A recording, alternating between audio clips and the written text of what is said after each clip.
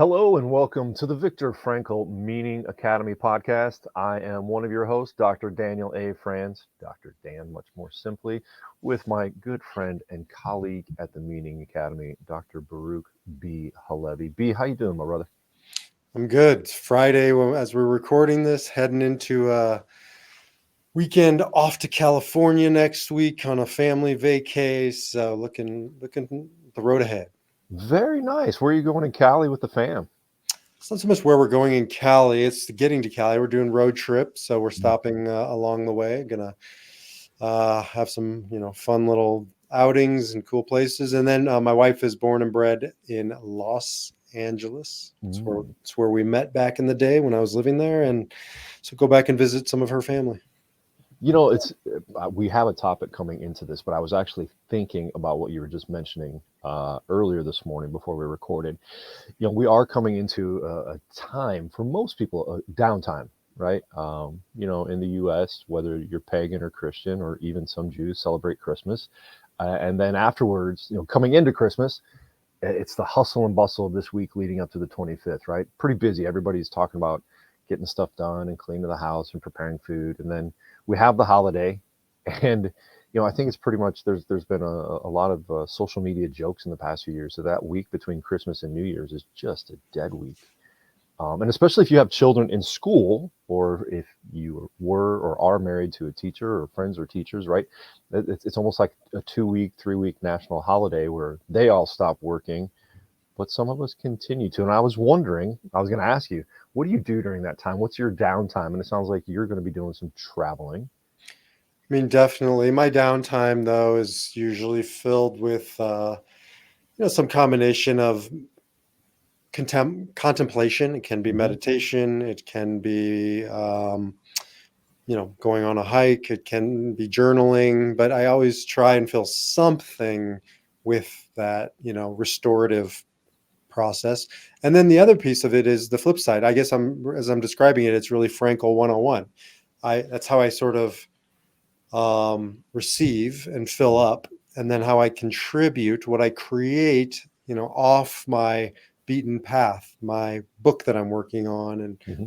other creative endeavors. To me, is the way I fill up. I know some dudes like golf, not me. I'm a little too cold for that right now. But I mean, it's interesting. I was literally coming into today's recording thinking, I just need to ask B how he does downtime, because I'm sitting here looking at the next couple of weeks at the end of the year, working on creative projects. My schedule is actually, other than a few days that I designated to take off with the fam, like I'm going into the office and seeing people because a lot of people need to be seen during this time of year, and there isn't a lot of downtime other than that restorative, very logotherapeutic, creativity, going to get some experiences in. And I was just kind of comparing that maybe to what other people do of spending a week on the couch or in front of the TV, and maybe those people only exist in my mind. I don't know. It's interesting. You and I definitely share that 8-hole um, restorative, active, creative downtime. Yeah, I mean, downtime for me even kind of strikes me as like not in alignment with at least the way I react. I don't know if it's how I should respond, but Mhm. right, it's a lot of human doing. Mhm. But I guess it really depends on the type of doing. I was just writing about this morning as I'm writing my book, and I was reflecting on childhood doing versus adult doing. And Mm. childhood doing, like I think of our summer days, growing up, especially back when you and I were growing up, just disappear for the day. Like Yeah. my mom didn't know where I was. She didn't know what I was doing, and I was doing a lot of shit. Sorry. Uh, but I came home at night and I didn't need her to pour me a drink after a rough day of a lot of doing, because it was restorative doing. And I guess that my point is, all doing is not created equal. Mm. And there's conscious or restorative or response able doing, and then there's another type of doing. And I feel like that's kind of a segue into our talk today. Okay, tell me how you see that being connected, because I'm missing that. But we came in today. We wanted to talk about tradition, changing traditions, because the holidays definitely remind us of our traditions of childhood and how they have changed, today, and also as adults and adults with children, things certainly change as our children get older, and we have to embrace those changing traditions. How do you see restorative downtime relating to traditions? Make that connection. So I used to be an observant Jew, and Shabbat, the Sabbath, Friday night to Saturday night, was like sacred time. I'm not anymore. Wait. However, Hold on. Let me jump in there. You don't celebrate. I've been wondering for months now why I can't get a hold of you from Friday to Saturday. well, let me tell Are you. you Let are me you tell just you. avoiding me? Have you No, canceled me or? let me qualify this, because I got tired of the traditions. It felt a bit oppressive to me, because it just started to become a lot more doing, a lot more have tos. So now I wasn't doing my weekday doing, I was doing my Sabbath doing. And there's a hell of a lot of doing on the Sabbath. It's not just sitting, right? You go to the synagogue 2, 3 times over the course of 24 hours, and you have people over, and you go through the rituals. It's all beautiful. It's great. Mhm. But anything can become an unconscious doing. And an unconscious doing is not a logotherapeutic, meaningful kind of doing, right? It's a doing for doing's sake. It's a human doing. And Ariella felt the same way. It's like we're just human doings now in holier terms. And what we said was, we're going to retain the conscious Viktor Frankl creative doing on our terms. And if it makes sense, and if it allows us to feel like we're human beings and not human beings, then we're going to do that. But if we're doing something and it doesn't give us that our Sabbath, on our Saturday, and by the way, now it can be Tuesday afternoon. I mean, it's not bound to a day of the week. We take those principles, those rituals, those ideas, and we infuse them into our life in modern ways. Example, um, Friday night, well, we use technology. My son doesn't, he's observant, but the rest of us use technology on the Sabbath. A lot of religious Jews won't use it. So we have Friday night dinner almost every Friday night, and it's a cell phone free zone. That's a principle that we've taken from the Sabbath concept, and we only use it for about 2 hours while we're sitting at the table. We actually do this now on Tuesday nights and on Thursday nights. So we have this Sabbath consciousness on our terms, an old tradition, a new context. Beautiful. I love that idea. First of all, just the pure behavior of putting phones away and engaging with our family and those around us is one more of us need to observe on a regular basis. So I like the Tuesday, Thursday, Saturday rotation you have. Now, does that mean other meals throughout the week, everybody's on their phone, TikToking away? I mean, I'd be a hypocrite or a liar if I said I wasn't standing at the counter slamming down some dinner between gigs on a Monday night or on a Wednesday. We Yeah. have a couple nights during the week that are Sabbath consciousness, meaning consciousness. And then we have a few that are just driving here and there and ball practice, etc. Yep. I get that. It's ironic. We talk about this in my house often. Both my wife and I come from families that every night we gathered around the dinner table, and had dinner. Now, often that meant Dad pulling up the TV on his giant cart to watch the news and shush everybody. Shh, gotta watch the news. And we're like, why? We're supposed to be talking. But it was still the idea that we gathered around the table. And now in our times today, it's a rarity, but a beautiful rarity that we do that because I'm working late, and when the kids were at home, like you said, they had to be transported from place to place, or had practice, or had work. So it really is a beautiful tradition now when we do have time to gather. And I think it's important to name it, to start talking about it as traditions, as Mhm. grounded in something bigger than ourselves. I had this conversation with the guy in my men's group, and I'll bring that up as well later. But he said, he didn't need to call it a tradition or to ground it in something ancient or eternal. And I said, I think you're missing an opportunity. I don't think you have to. Mhm. I think it's a get to. And what that does for me is, if I can take the word Shabbat, Sabbath, comes from the word leshevet, which means to sit, to take, it's Frankel's, can I stop living in reaction and can I choose my response? And if I can't sit with my family and be present, however the rituals you want to describe around that and all the details and all the doings that requires, that's up to you. But if you can't have that kind of consciousness periodically, I'm not going to say it has to be once a week or 5 times a week. That's up for you to decide. But if you can't name it as such and you can't ground it into something bigger, then I just think it loses some of the power. right? There's a saying in Judaism that more than the Jews have kept the Sabbath has kept the Jews. Sure. And I think the same is true with this Frankel meaning, responsibility, consciousness. More than I'm being responsible, conscious, keeping that, it's keeping me. Absolutely. And I think when we engage in those traditions, um, we can go back into ancient history or just our own family history, and it connects us with those that came before us. It connects us with a past time, right? Because whenever I get together with my family here in our house, I'm reminded of those good times growing up as a child, right? That's, where we were able to gather. Maybe the news wasn't on, or it was a commercial and we were allowed to speak. Those were good times. I think, did we record the idea of leaving the house when we were kids and going out and playing and what that was like, and how different it is now today, right? Being able to leave the house. To the point though, traditions. I want to pull up what Dr. Frankel tells us about traditions. I was doing a little bit of research coming into today, and he makes kind of a sad statement about traditions now. And as we come into the holidays, maybe we need to consider how we're going to either bring back tradition, engage in tradition that which connects us to those that came before us, or how we have to come up with new traditions as maybe connections change. So here's his thought on traditions from Man's Search for Meaning.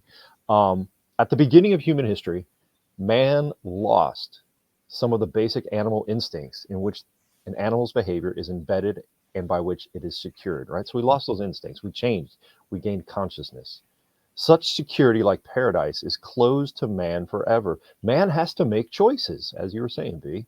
In addition to this, however, man has suffered another loss in his more recent development, inasmuch as the traditions which buttressed his behavior are now rapidly diminishing. No instinct tells him what he has to do, and no tradition tells him what he ought to do. Sometimes he does not even know what he wishes to do. Instead, he either wishes to do what other people do, that's called conformism, or he does what other people tell him to do, totalitarianism. Are we losing traditions more and more? And is that disconnecting us? Is it leading us into an existential vacuum? Well, I don't think you can lose traditions because traditions are being created. I have a new tradition, which is if I'm not careful, I wake up and look at my texts. Now that's a tradition I don't want to perpetuate. So it's what traditions? I mean, you've had, and I've had a lot of bad traditions that I've consciously let go of. So I think it's true that we need to be conscious about the traditions that we choose and that we perpetuate. And I do think we've lost some good traditions for Mhm. sure. And I think we've replaced them with some not so good traditions for sure. Mhm. So to me, that's an important kind of distinction in what he's saying.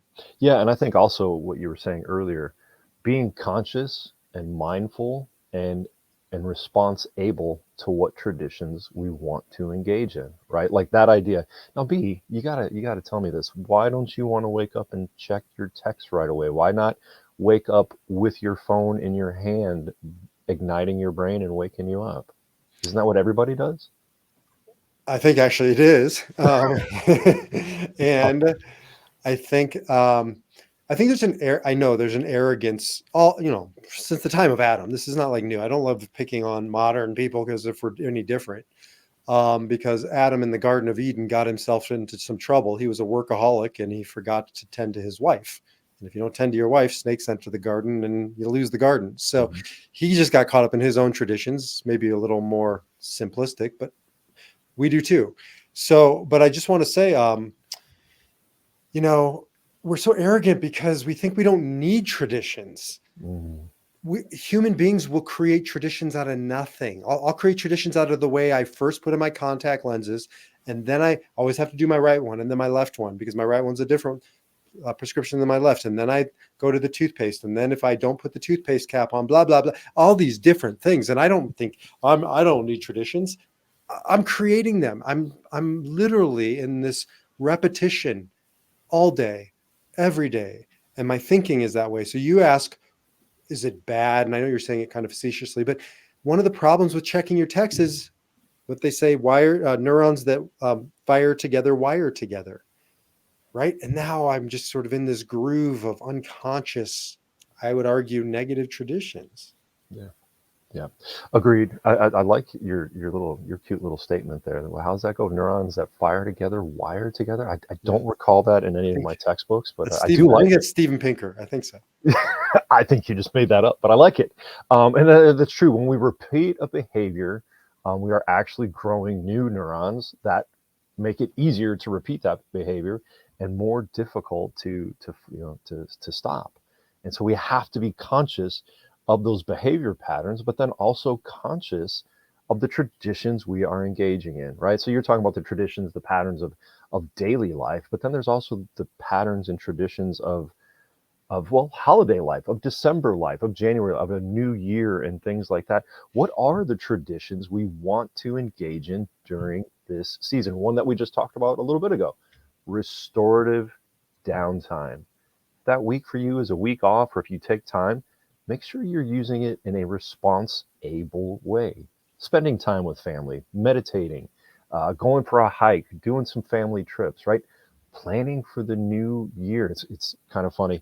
And I think she might be listening to this. I had a former guest from my podcast emailed me a few weeks ago. She said, Dan, I've got this great person you need to meet and probably be on their podcast and trade podcast. So I did, and that was Shiraz Sadiq, and I've talked about his book over here.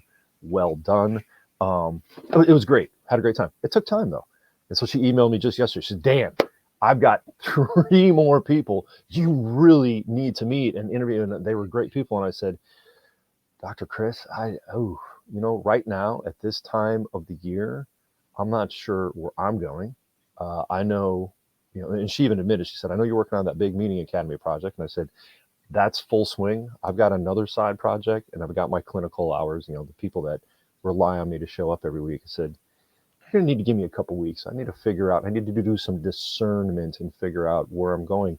Do I want to spend, it may be an hour of recording to meet and interview these people, but there are several hours pre-production, pre-meetings, after, and all that. I'm like, I'm not sure that's the way it's going. And honestly, Dr. Chris, I think my good buddy B might be a little jealous. I am. I'm really feeling uncomfortable just hearing about it. I see that look on your face, like, whoa, whoa, whoa! You have other friends and guests on the podcast? You got to be kidding me! And quite honestly, Running Man would be so annoyed if I had any other voice but yours with me. So, I will pretend like there's no snake in our garden tearing this thing apart. So yes, but I think what I hear in that, Dan, is you're picking up on a tradition that we've all sort of, at least in America, have inherited, which is a New Year's resolution, which is, the fun, the kind of the formal tradition is I'm going to set some goals, but the deeper aspect of that is I'm going to do self-reflection. yeah, I'm going to take a accounting of the past year, and I'm going to envision the coming year. And to me, that's an old tradition. I don't know if it's ancient, but it's old. And if we don't really challenge it as I'm not going to just write down, I need to lose 10 pounds and be nicer to my kids, right? And I really get into it, which is what I hear you doing. That's revitalizing a somewhat meaningless tradition. meaningless tradition or meaningful tradition? Meaningless if it's just, I need to lose 10 pounds. I'm going to join a gym. Right. And then I don't show up after February 14th. Exactly. Yeah, we take a meaningless tradition of setting pointless, I always forget the word, resolutions, and we make it meaningful by actually engaging in some discernment, some thinking, some planning. What will the new year look like? I've been joking a lot in the past week with my clients, hey, we're not going to talk about new year, new me, because that's just garbage. Yeah, makes you laugh too. And I just threw up a little in the back of my throat. I'm sorry. Right. But that's what the marketing and consumerism tells us, right? I hypothesize, I have no proof of this, right? But I will put it out there, and if I say it, it's true. Gyms make their entire year's cash from January 1 to January 15th. In those 2 weeks, they make all the money they're going to earn in the year, because then everybody drops off and nobody joins a gym again until January 1 of next year. Now, I'm sure that's not true, but they know, right?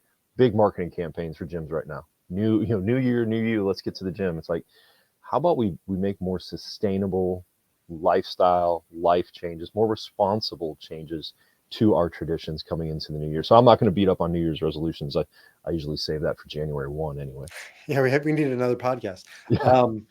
Yeah. So let's kind of keep going down this path of revitalizing, repurposing, something old traditions. If I were to put you on the spot and said, give me an example of that from your Christian lens, Mhm. something Christmassy that you and your family, or at least conceptually, you've thought about. How can we bring Christmas to life in a meaningful way for, for us Jews who have written your songs, by the way? You're welcome. Wow, you just got to take ownership, man. I love Jingle it. Bells, White Christmas, Winter Wonderland. Mhm. It's kind of ridiculous. So you're welcome. I You know, will. like you said last week, B, you guys want Yeah. Christmas so much, you just jumped in and started writing songs for us. So you're Come on welcome. over and celebrate. Come around the tree, open some presents. I'm happy just giving you the gift of Christmas carols, although I benefit from that gift because I love them. Um, but and the Hanukkah song, you're welcome for that. That's Mhm. just good for Well, everybody. thank you for Adam Sandler in general, right? We appreciate him. I have some players I'd like to trade out though, so we can talk about that. Me Awesome. too. Um, so give us a revitalized Christmas tradition. Revitalize Christmas tradition. I think for us, it's the importance of time with family, whoever that might be. I actually pulled one out last week. So as a child, my Aunt Linda and Uncle Jim, we would go there every Christmas. They had the house everybody would get to, all the aunts and uncles, all the cousins, grandma, and we would just have a great big Christmas party. There was gifts and food and dinner. I haven't seen them in years, and I just happened to be in that neck of the woods and about 2 hours away last weekend. And I called them up. I said, "Hey, I know it's not Christmas, but I need to stop by and just get a hug and hang out for a minute." And I did. We hung out for a couple hours and had a wonderful time. And my cousin came over, who I hadn't seen in even a longer time. Just remembering, that was a tradition that's been gone, well, since my grandma's gone, right? Long time. And as families grow and new matriarchs and patriarchs come in, we change those traditions, right? My cousins are all gone and grown up and have their own kids and their own grandkids, and so it's different. So I think choosing the family, reliving the family we spent time with, and trying to find a way to see them. And then I know you want to jump in, but let me add No, one more. no. As our kids grow up and move on and move out as well, it used to be I just a couple years ago, these 2 weeks coming up, they would be home and I could do stuff with them. We would just have the leisure of like any day. Hey, Tuesday, let's go do something. And now that they're gone, especially my oldest, she's like, "Dad, I can only be in from this time to this time these days." I'm like, "Okay, I really need to be intentional and responsible with what we're going to do then, because I have a limited time with you." Yeah, no, that's what I was gonna say is, in the olden days, if you will, it just was so much logistically easier, Mm. right? And so now, I mean, for 1,000 reasons we've been talking about and more, and it's just not. It's complex. So I think it's that Sabbath on Tuesday kind of an idea, Hmm. right? It's a fine line, because if you start fudging with traditions so much that they're unrecognizable, is it really still the tradition? But if you are so rigid to what was that you can't reproduce it, Mm. how meaningful is it, or how long can it last? So, we're really in this kind of predicament, I think, in this day and age of having to find that middle ground of flexibility without sort of losing the essence. Yeah, it's an interesting idea. Flexibility with something that has stood over time, family history or cultural history, right? So something that's had a long lasting history, but we need to be flexible enough to change it. That requires some vulnerability, some openness, some different kind of thinking rather than, well, it has to be this way all the time.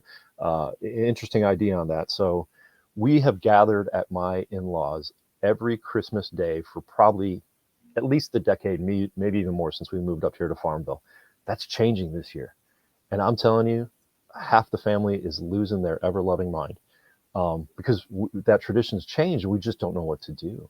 Are we going to gather here? Are we going to gather there? Should we find a place, a neutral site, because we have people coming in from all across the country? What are we going to do? How's it going to be different? And quite honestly, and probably annoyingly to my wife, I'm excited about it, right? Let's see how things go. What can we do differently? What can we preserve in simply being together and connected? But what's going to be different as we shape a new tradition? So I think we have a title for this podcast. We never go into it. with the title in mind. Sometimes we don't go into it knowing what we're going to talk about. This is the Entrepreneurial Christmas. This is entrepreneurism. And I don't necessarily mean that transactional commerce entrepreneurism. Entrepreneur comes from the Latin word entrep, which means into the unknown. And it's this mentality of, if you look at, I've failed at 7 of 8 or 9 startups. A couple of them have worked, but that's par for the course in entrepreneurism. 90% of startups fail. And the reason why they fail, the reason why I failed on many of those is I didn't pivot. I got stuck in, I'm a hammer and I'm out in the world looking for my nail, right? I have this idea and I want to make it a reality, as opposed to that's not what the market is responding to, or that's not the feedback I'm getting. And the great entrepreneurs like Amazon, Jeff Bezos started out just selling books. Mm-hmm. He thought he was a bookstore, an online bookstore. Now it's the everything store. And if he would have just kept going down that path, certainly wouldn't be the Amazon like showing up in my damn house 17 times a day. Amen.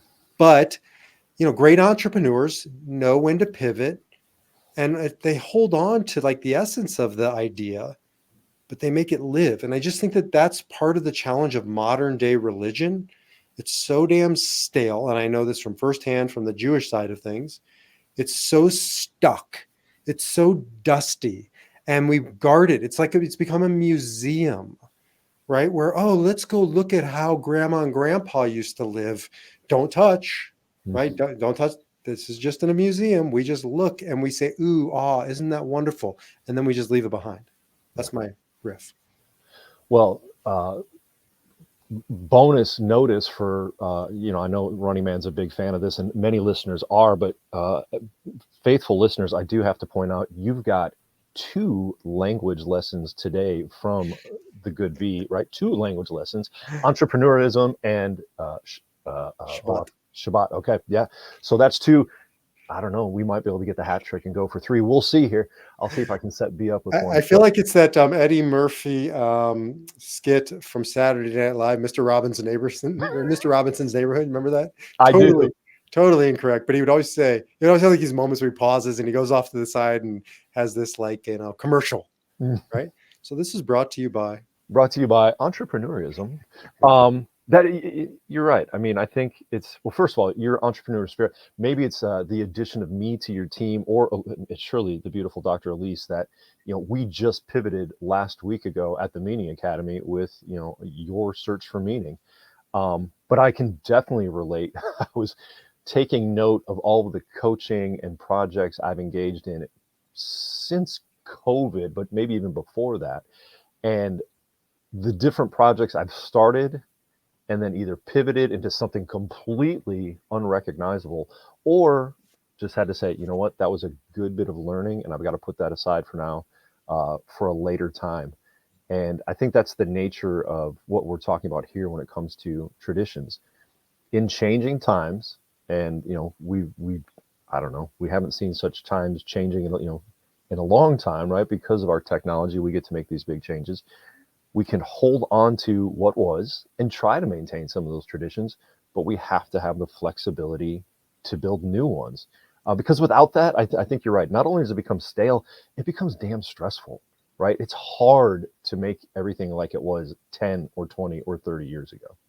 It becomes almost idolatrous, actually. I mean, the definition of idolatry is making the infinite finite, making the dynamic static, right?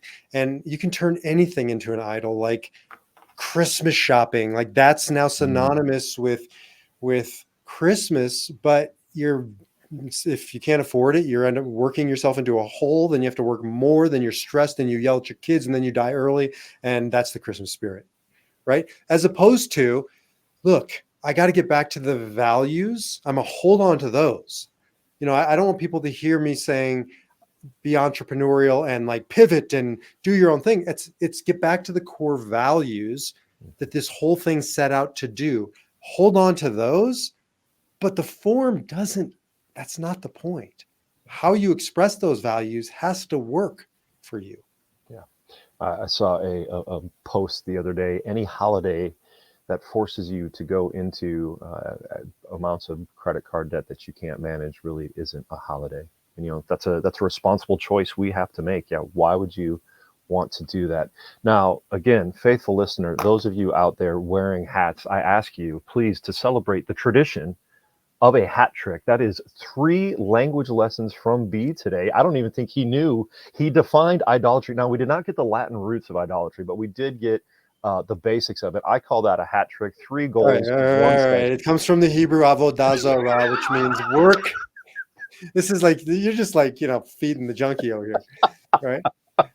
But it's interesting. It's interesting. So it comes from the Hebrew term, 2 words, avodah zarah, and avodah is work. It's service in the biblical terms, but it's work. And zarah is foreign, or it's alien, or it's not organic to who we are. And so, idolatry is when you're in that mode of doing. Ding, ding, ding, bringing it home. You're in that mode of doing, but it's taking you further from who you are, not back to who you are. It's not helping you become the new you. It's becoming the true you. Right? Oh, I don't know. that's I'm beautiful. trying to tie it all back together. It's not Well, and I'll go ahead and offer the assist here. Hat trick, for those of you that don't know, is a hockey term where a player scores 3 goals in one game. Everybody in the crowd takes their hats off, throws it on the ice. Folks, we have a language hat trick here. Please take your hat, throw it at whatever device you're using to listen to this podcast. B scores the first podcast hat trick in our history. So I'm very excited to be assisting with that. Running Man is like, please make it the last hat trick. No more hat trick. Running Man loves hockey terms. So Oh. yeah, he's very excited right now, and hopefully doubled over on the road. Traditions. All right, what can we encourage? Right, we've committed to, in the new year, new year, new podcast. I don't mean that at all. New year, we want to make sure every podcast ends with some response-able action items for our listeners to take with them and engage in. What can they do about tradition? Dr. Frankel tells us that in the absence of instinct, we need tradition, and in the absence of tradition, we need to look to building new traditions. What are some traditions this season we should hold on to, and what are some we need to reinvent? Well, I'll start with not the tradition, but the process of getting to your tradition, which is you talked about kind of doing an accounting, right? This is like spiritual tax season. It's not April 15th, but it's like, can I go inwards and look at, which values, which traditions have lost their rooted values, and which values sort of are just sitting out there floating, ethereal, but need a new form, a new tradition. Yeah, I think it goes back to what the doctor said here. What ought I to do? I don't like using the word should because that's just not always healthy, but what ought I to do? What can I bring back? What are the things that are healthy for myself, my family, and those around me to really work to engage in? And what needs to be let go of? What can we let go of? I think spending, we've definitely hit on spending extraneous amounts, as well as hyper materialism, right? I've talked often, experience over material, doing things, those people you want to give gifts to, do something with them rather than just give them a piece of material. I think that's very important for health and meaning. And I'll come back to what you said with that health club, because it's kind of stuck in my head, as cheesy as it is. But new year, new you, and really thinking about how we can make that, new year, true you. I don't think it's new. I think it's like a returning to who you are, back to when you were that kid doing. It's not about not doing. I don't love making, this into some like Zen center, which I tend to do, and wax poetic about not doing. It's about doing consciously and doing things that fill you up, and really just taking an accounting of like what's the doing that I want to keep doing, and what's the doing that I just don't want to perpetuate. Yeah, I think it comes down to meaningful, responsible choices, right?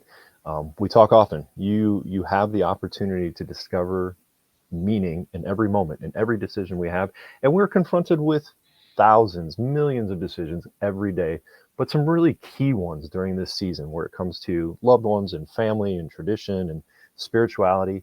We get to make meaningful choices, but going back to your point, you have to be mindful of it. You have to be aware that you're actually making these choices, not just going through life on autopilot. You have to be present. And I'll end on my side with that word behind you, resilience, because I'm not going to get into the etymology, but the word is just such a powerful word, and it's back to pivot. I mean, that's essentially what it means, is be able to pivot. I always think of water running down a mountain, right? It just finds the path of least resistance and moves, and it's fluid. And I feel like that's sort of what we need now in these holiday seasons, because it can become really rigid and calcified. And, we this year, as an example, we consciously, based on Dr. Dan's wonderful advice, didn't get a single gift for 4 of our kids over 8 days. That's 32 gifts that you saved me from getting. Now, the truth is, it's going to cost me more in the long run, because we said we're going to buy experience, Mhm. and we're going to buy experiences all along the way to California and back. And, that was us challenging sort of the tradition of buying presents and getting back to the values of gift giving. I love that idea. I can't wait to hear about it when you guys get back. I have to tell you, I can't really disclose the experiences some of my family members will have because they've actually started to listen to the podcast. But afterwards, we will certainly share. But that is definitely what I invested in. And even the material for my youngest, she wants to pick up hiking and backpacking and things. And so, the material that she's being given will hopefully contribute to great experiences in her life. Okay, I get to call BS on this one. Michelle and your girls, if they're listening right now, I want you to email me and tell me you're listening. Because my money is on those 32 presents I just saved money on. My money is, ain't none of them going to email me, because ain't none of them listening to your podcast. I will look. You know what? The one that wants the experience that she really wants, better email B. M. I'm talking to you, and I know your little team of meeting junkies at Purdue University are certainly listening. So Your no, mom's not your listening. father's dignity and self-worth is on the line. Well, let's face it. We all know the lovely Michelle is not listening, even though she popped in on the Your Search for Meaning webinar a few weeks ago, just so she could offer her amazing insight and options. Well, in spite of that, we still love you, Dan. So Thanks, buddy. I love Merry you too, Christmas. man. Merry Christmas. Happy Hanukkah. I have safe and amazing travels with the family. And to everybody, a meaningful new year. Live your life with meaning, purpose, and resilience. Good. I softballed that up for you. I'm glad you didn't. Hey, man, I've been setting up assists for you to get your hat trick of language here. So take care, brother, man. Have a meaningful new year. Bye-bye. Take care.